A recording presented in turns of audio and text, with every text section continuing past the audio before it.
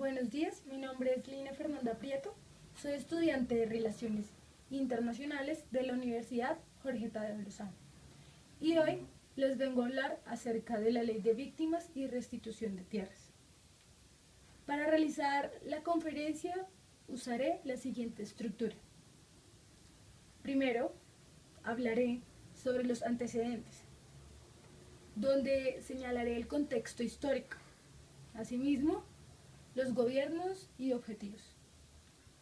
Segundo, desarrollaré la temática respondiendo a estas tres preguntas. ¿Quiénes son? ¿Qué deben hacer? ¿Y qué hace la ley?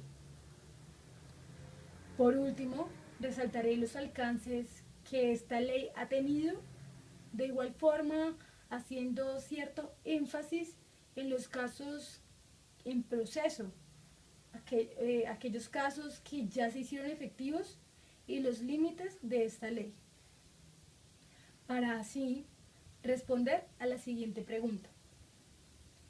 ¿Surgió la ley de víctimas como un interés específico o general?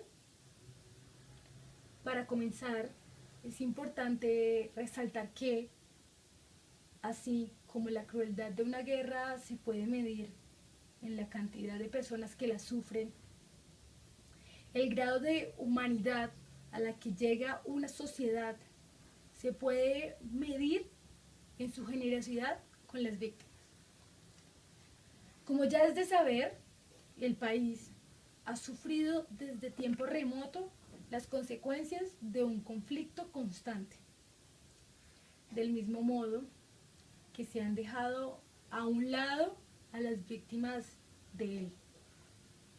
En efecto, el presidente Juan Manuel Santos marcó la diferencia en este ámbito, al cambiar la agenda del país y dirigirse hacia un camino más liberal, contrapuesto al de su antecesor Uribe, quien se enfocó exclusivamente en la lucha contra el terrorismo y el narcotráfico.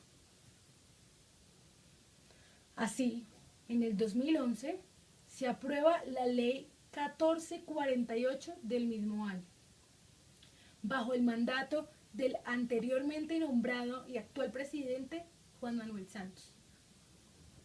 Esta ley trajo consigo gran controversia entre la ciudadanía, los funcionarios públicos y hasta los mismos ministros. No obstante, la ley fue aprobada, con un camino volátil y sin final definido. De igual manera, esta ley se dirige al conflicto de manera directa, pero en dos formas. Por un lado, se reconoce el daño humano que el conflicto en el país ha ocasionado, y por otra, señala la existencia de reparación de este daño.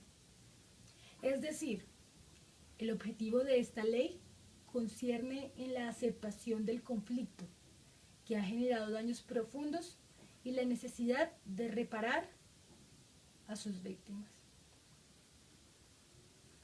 Cuando hablamos de víctimas, hacemos referencia a un gran grupo. Son específicamente aquellas personas que individual o colectivamente han sufrido daños en su integridad y violación en sus derechos humanos.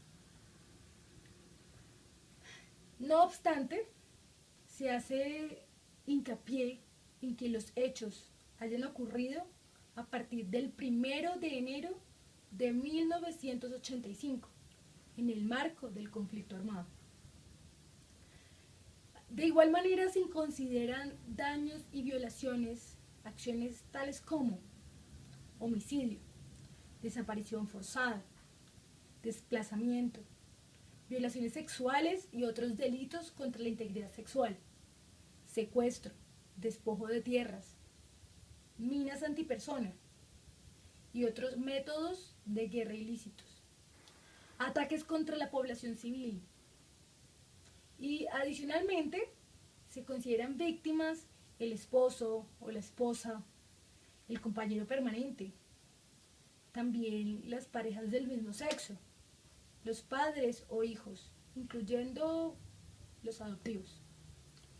Igualmente, ya en última instancia, haría parte de este grupo los abuelos. Consecuentemente, estas supuestas víctimas deberán presentar una solicitud en cualquiera de las oficinas regionales de la Procuraduría, de la Defensoría del Pueblo o, asimismo, a las personerías municipales, para que, consecuentemente, se les incluya en un registro único de víctimas. Para ello, deberán rendir una clara declaración sobre los hechos que la convirtieron en víctima del conflicto armado en el país. Así, serán reconocidas estas personas por el Estado como víctimas legales del conflicto en el país.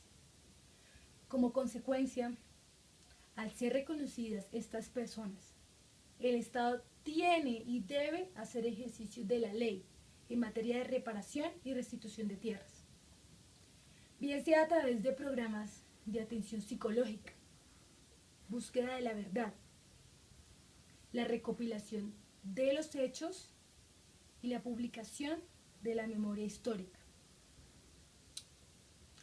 Del mismo modo que la devolución de sus predios.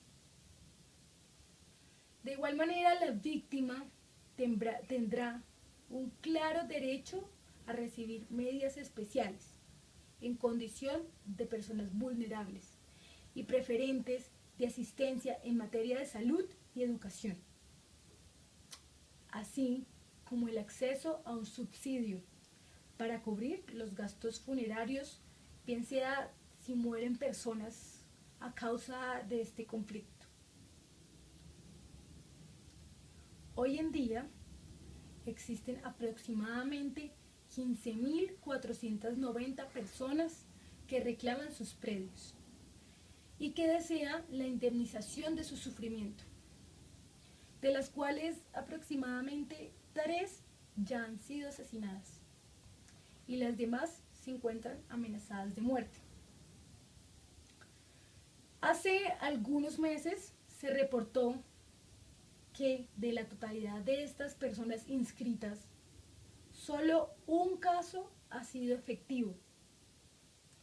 De esta forma, son notorios los límites de esta ley, puesto que se incluyen problemas como las amenazas de muerte a estas personas por parte de grupos paramilitares, impidiendo así el claro ejercicio y conciso de esta ley.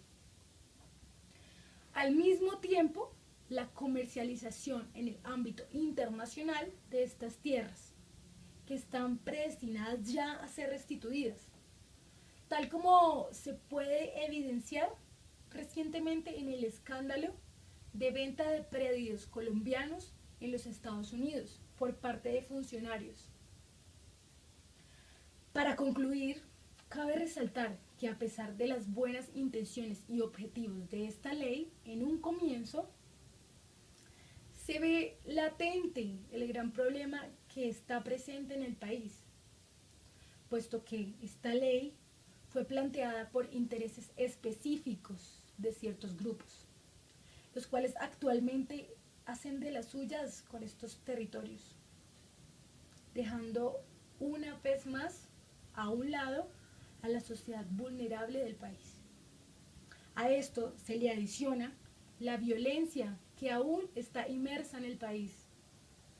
Es por esto que los grandes mandatarios, quienes nacieron en cunas de oro, piensan solamente en sus propios intereses, dejando a un lado a la ciudadanía y solo usándola como medio para alcanzar sus propios fines. Muchas gracias.